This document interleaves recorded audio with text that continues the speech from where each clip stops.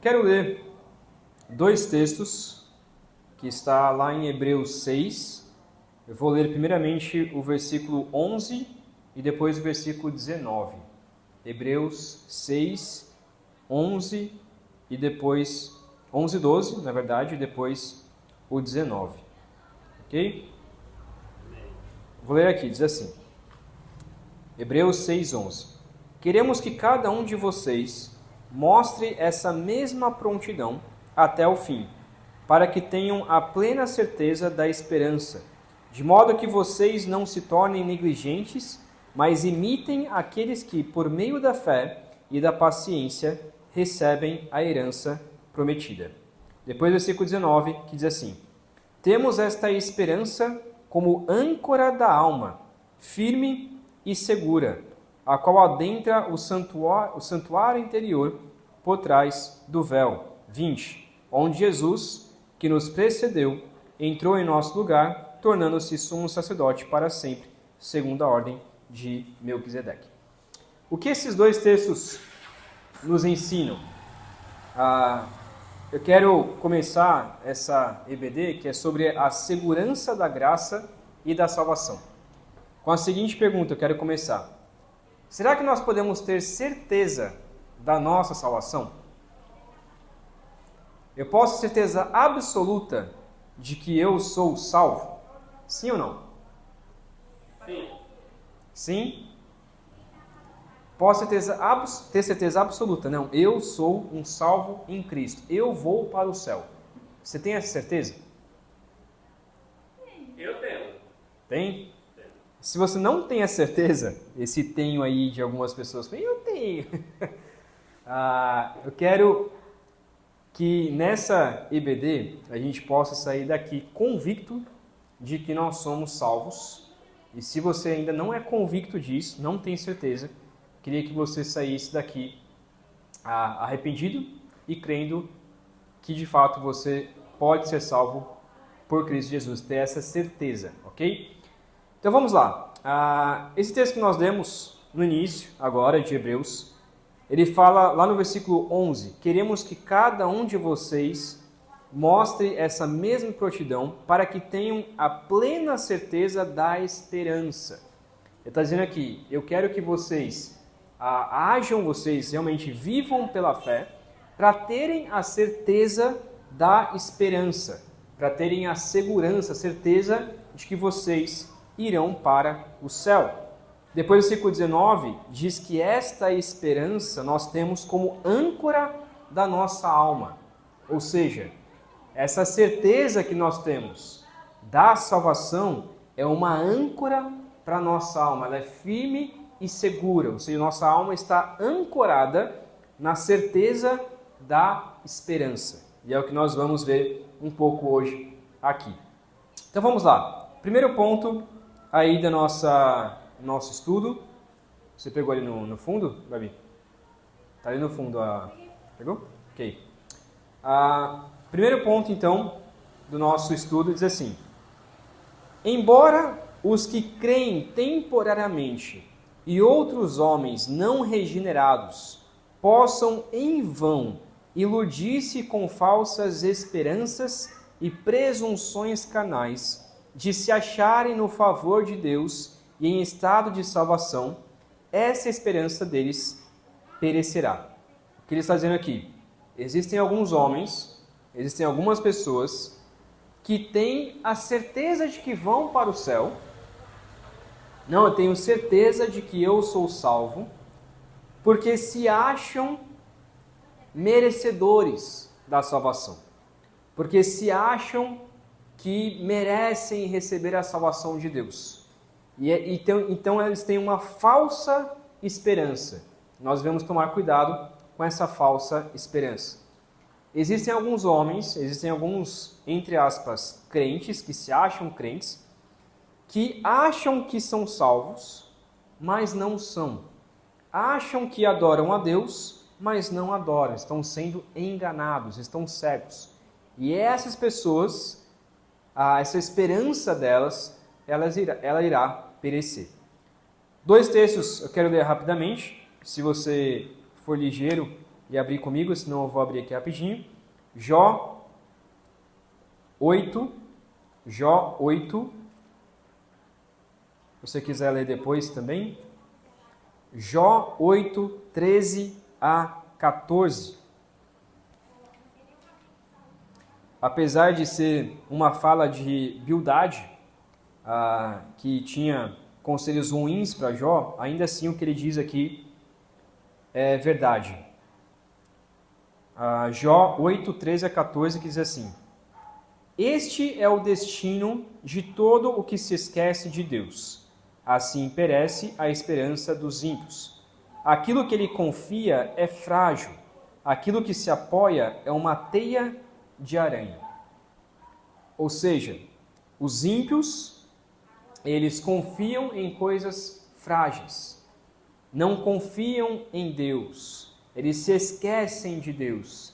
E essa confiança que eles têm é como uma teia de aranha.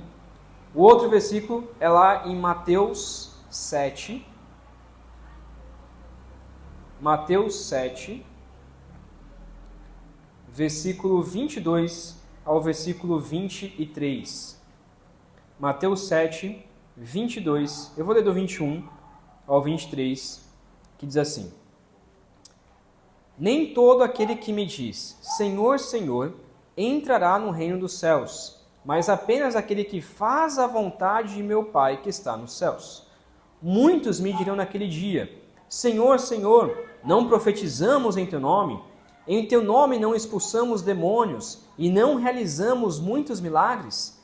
Então eu lhes direi claramente, nunca os conheci.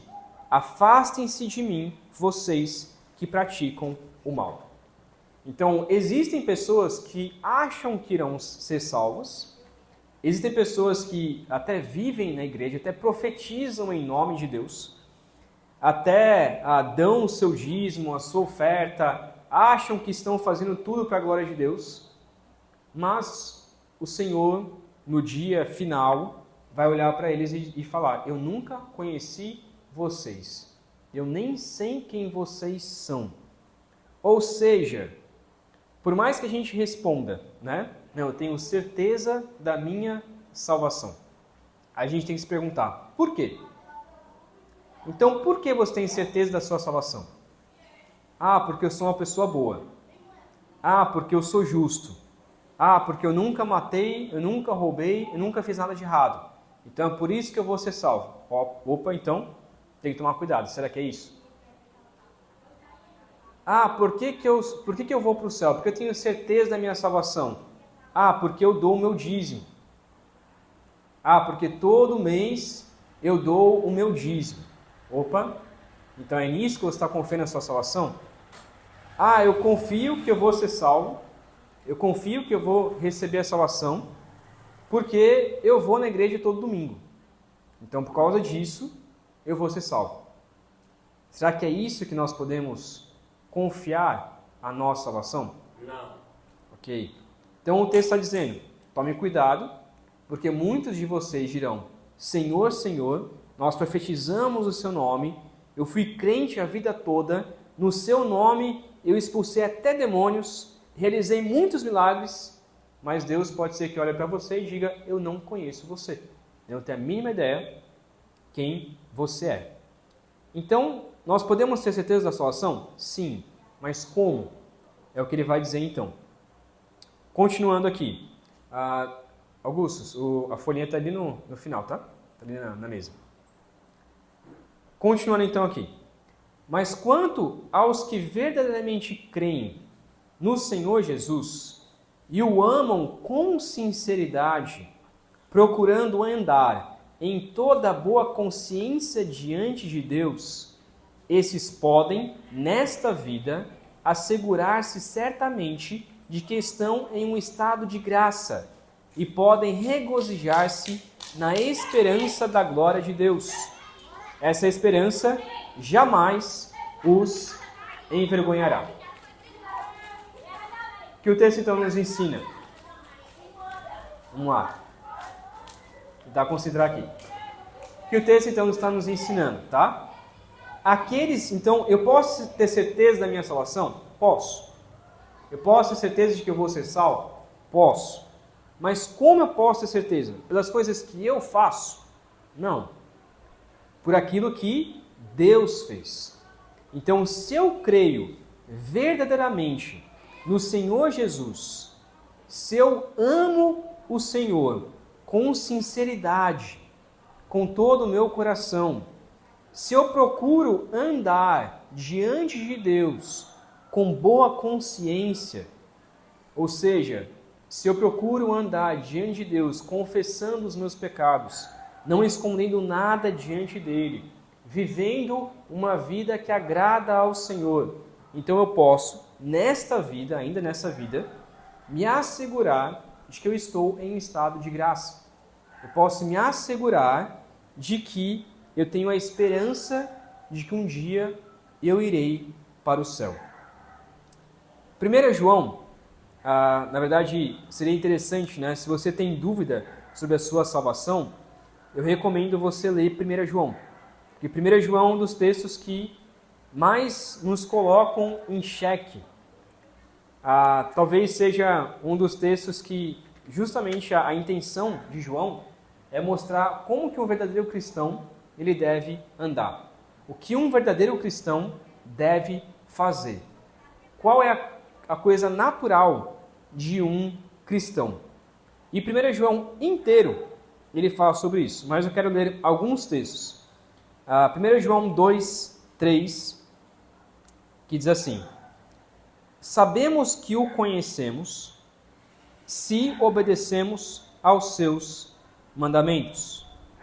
Ou seja, como que eu sei que eu sou salvo? Como que eu sei se eu conheço a Deus? Se eu obedeço, se eu tenho meu coração inclinado para obedecer os mandamentos de Deus. 3,14 diz assim, 1 João 3,14: sabemos que já passamos da morte para a vida porque amamos nossos irmãos. Quem não ama, permanece na morte. Quem odeia seu irmão é assassino, e vocês sabem que nenhum assassino tem a vida eterna em si mesmo. Então, como que eu sei que eu vou para o céu? Como que eu sei que eu já passei da morte para a vida?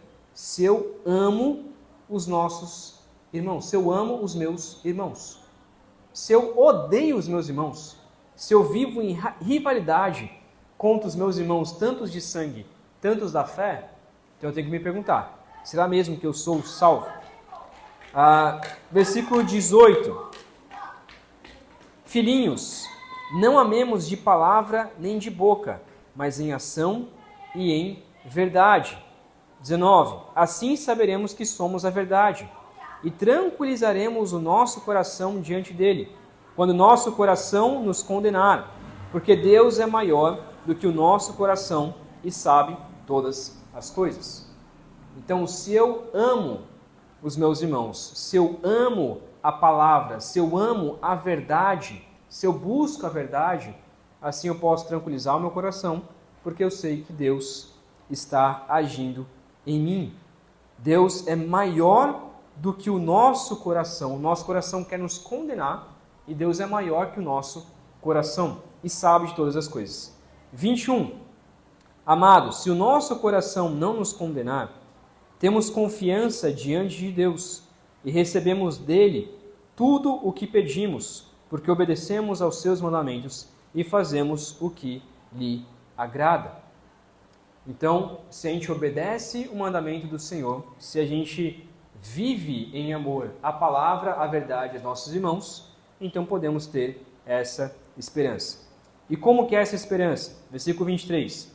Como que é esse mandamento? Que mandamento nós devemos obedecer? 23. E este é o seu mandamento. É o mandamento que nós devemos obedecer. Que creiamos no nome do seu Filho Jesus Cristo e que nos amemos uns aos outros, como ele nos ordenou. Os que obedecem aos seus mandamentos, nele permanece e ele neles. Do seguinte modo, sabemos que ele permanece em nós, pelo Espírito que nos deu. Então, novamente, qual é essa esperança, qual o mandamento que nós devemos seguir?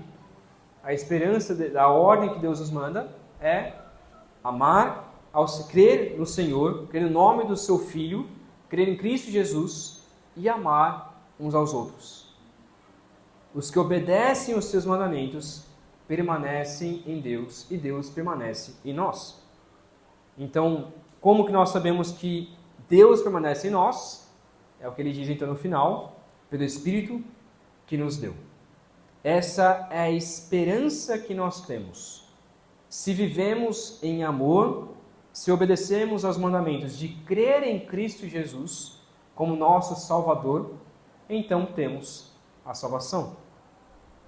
Essa esperança, ela jamais nos envergonhará. Romanos 5, versículo 2, diz assim, Romanos 5, 2. Por meio de quem obtivemos acesso pela fé, e esta graça na qual estamos firmes, e nos gloriamos na esperança da glória de Deus. O versículo 1 diz, tendo sido, pois, justificados pela fé, temos paz com Deus, por nosso Senhor Jesus Cristo. Ou seja, a paz, a certeza da salvação, ela vem por meio de Cristo Jesus. Depois do versículo 5 diz, e a esperança não nos decepciona, porque Deus derramou o seu amor em nossos corações, por meio do Espírito Santo, que Ele nos concedeu. Ou seja, essa esperança que nós temos, a esperança da salvação, se confiarmos o nosso coração diante de Deus e pedimos a Deus, Deus nos justifica pela fé, nos salva por meio do sangue de Cristo Jesus, essa esperança, ela não falha. Eu posso ter então essa certeza. Ok? Alguma pergunta até aqui? Exatamente. Então a certeza que você tem é por causa da fé que você tem em Cristo Jesus. Não é por algo que você fez. Certo? Se eu viver indo para a igreja. Exatamente. Então se eu viver indo para a igreja, né? É. Mas eu não obedecer os mandamentos de Deus, então essa fé ela é inútil, né? Essa certeza. Exatamente. Muito bom. Então, continuando aqui. Ponto 2. Essa certeza não é uma persuasão meramente conjectural. Ou seja, a certeza que nós temos da fé não é alguma coisa que eu penso, alguma coisa que eu imagino.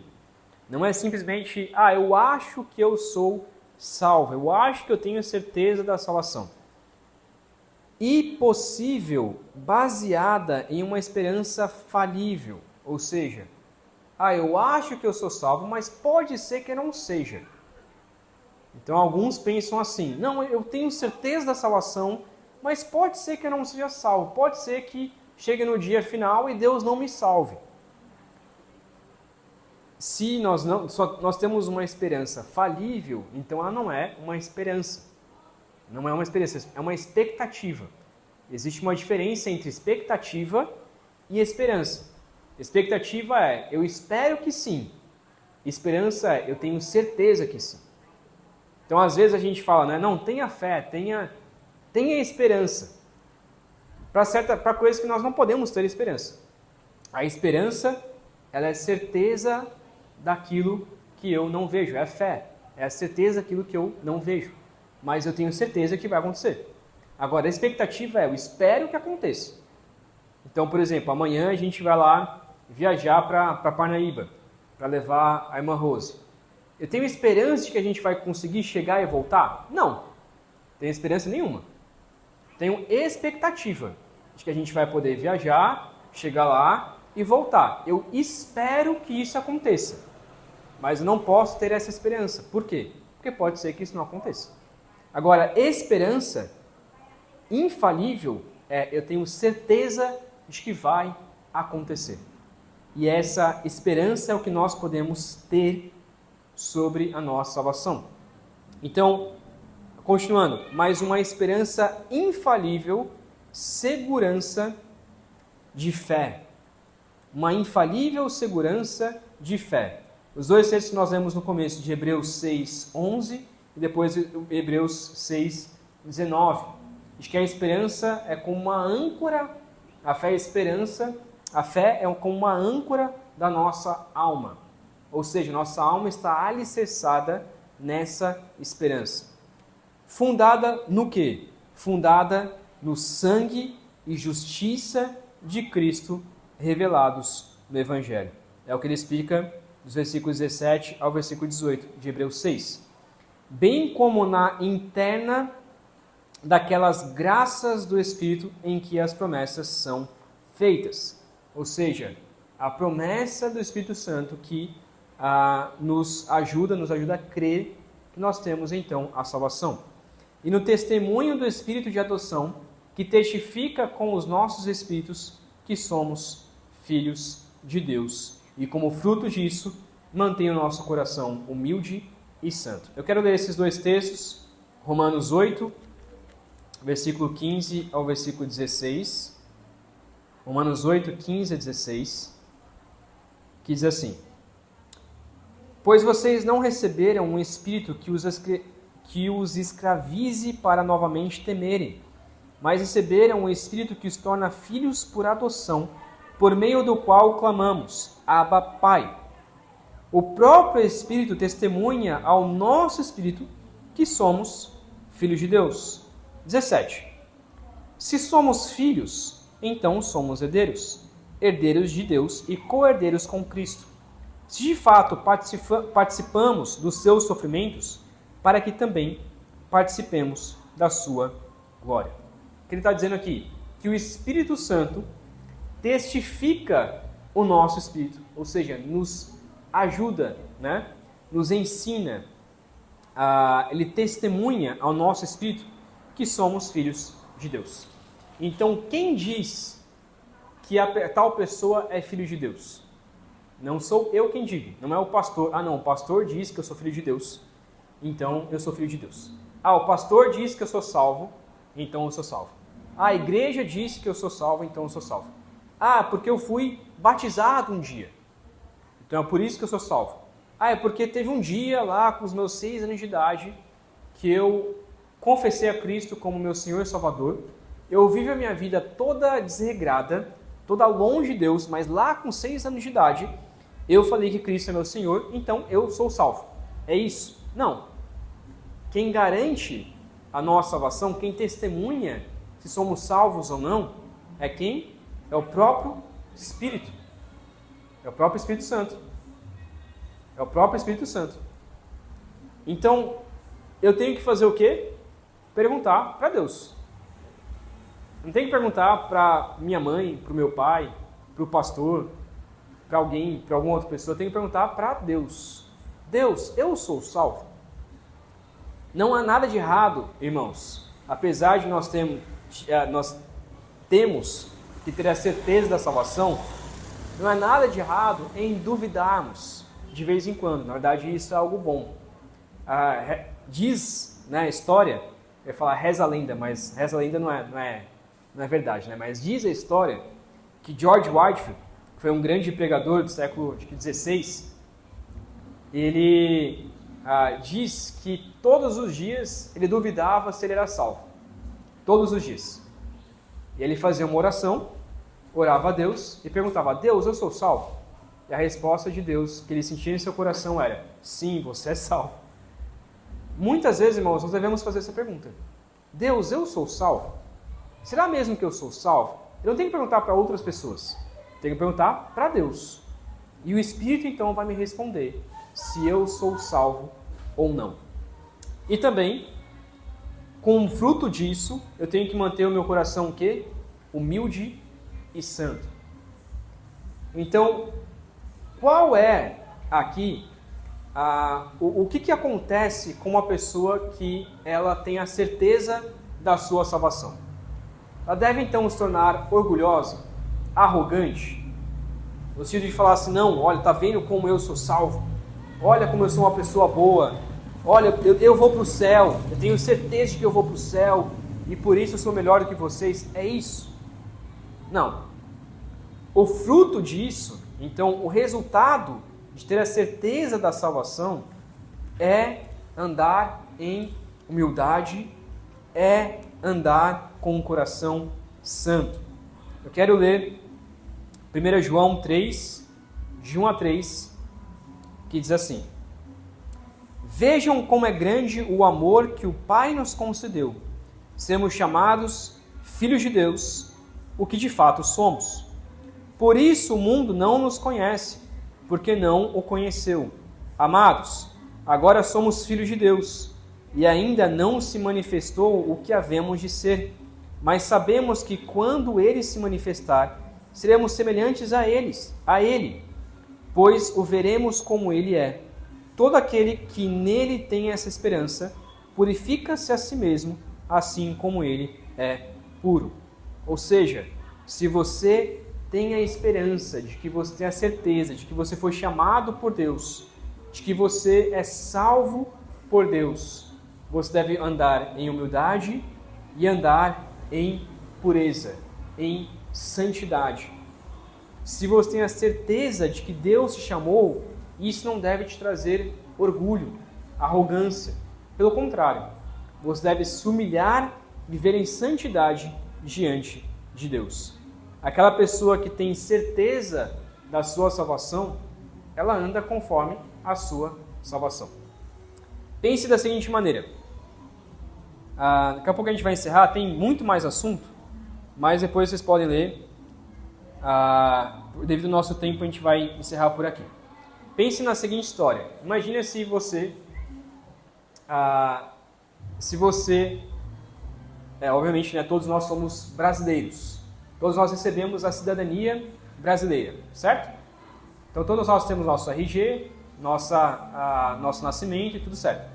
Aí imagina se vem um americano para o Brasil e ele começa a dizer para todo mundo que ele é brasileiro. Não, eu sou brasileiro. Eu sou nascido, criado no Brasil e tudo mais. Só que é um americano de fora. Ele, na verdade, não é brasileiro. Como que a gente vai descobrir se ele é brasileiro ou não? Pelo seu sotaque, pela sua forma de agir, né? Obviamente, já pelo sotaque, a gente vai começar a fazer algumas perguntas para ele, para falar algumas gírias brasileiras, e obviamente ele vai falar que não é correto. Então, pelo seu modo de agir, nós vamos descobrir que, na verdade, ele não é brasileiro, certo? Agora, e se realmente ele for brasileiro? Como que a gente descobre? Por meio do seu modo de agir, por meio da forma como ele é, apesar de talvez ter passado um tempo nos Estados Unidos, mas ele vai mostrar ali o seu RG, vai mostrar ali a sua certidão de nascimento. Não, de fato, eu sou brasileiro. Da mesma maneira, é aqueles que são salvos. Se eu sou salvo, como que eu demonstro que eu sou salvo? Por meio das minhas atitudes, por meio do meu agir, por meio do meu modo de agir em humildade e em santidade. Então, ter a certeza da minha salvação me faz andar, de fato, como um filho de Deus. Ter a certeza da minha salvação me faz andar como um cidadão do céu. Nós não somos mais cidadãos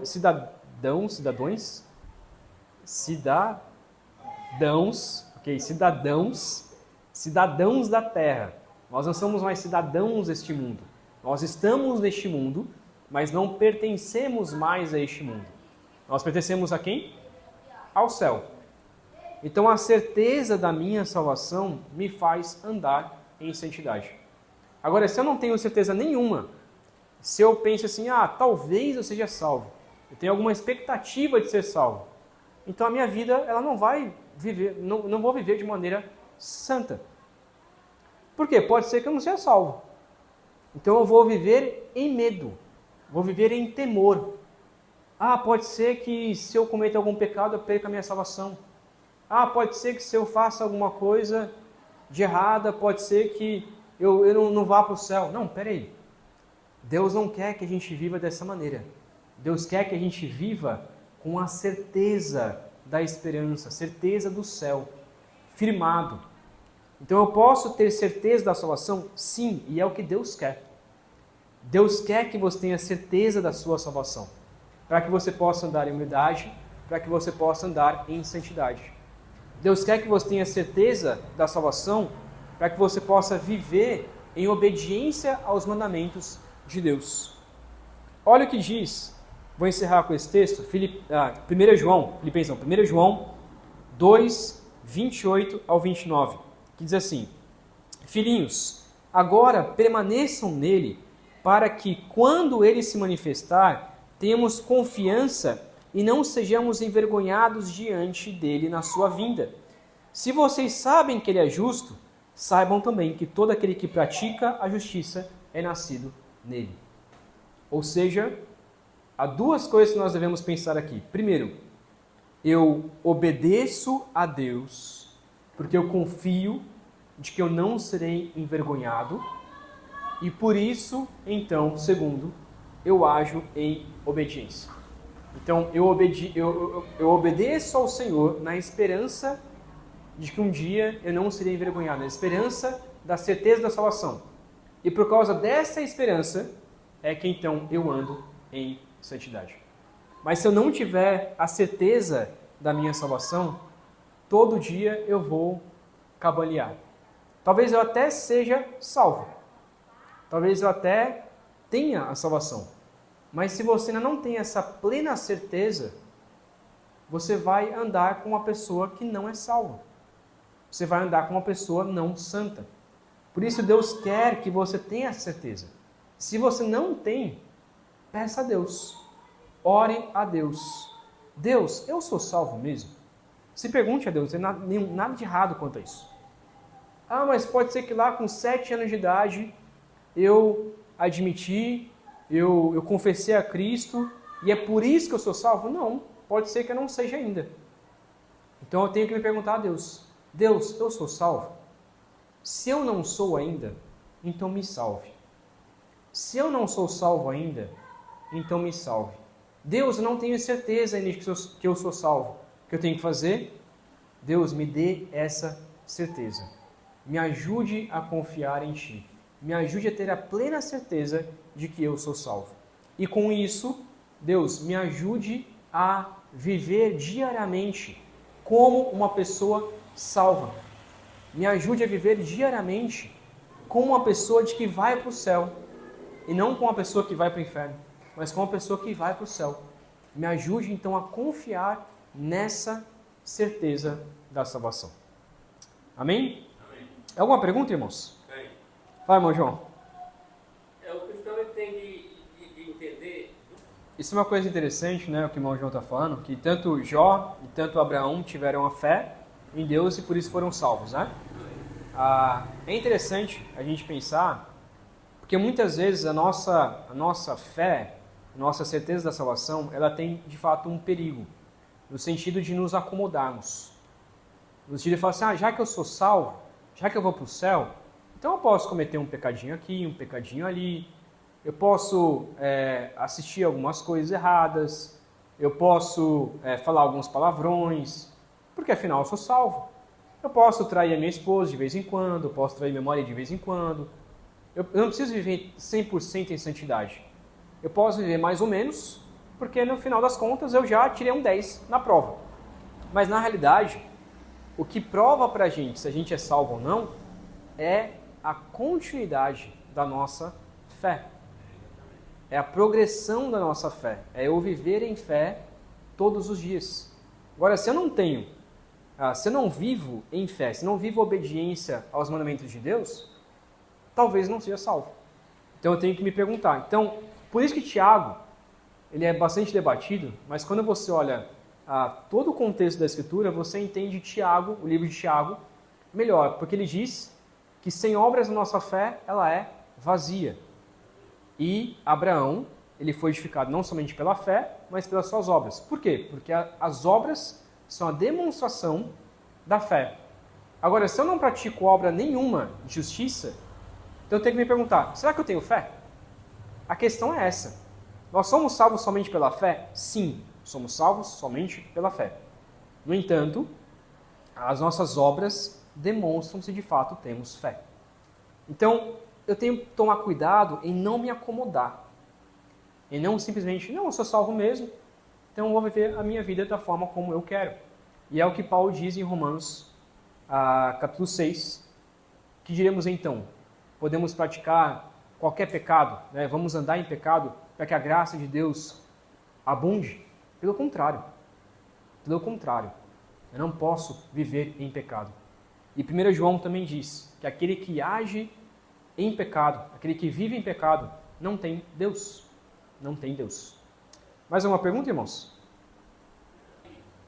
Justamente. Então, o cristão que pratica as mesmas coisas que ele praticava quando não era crente, né?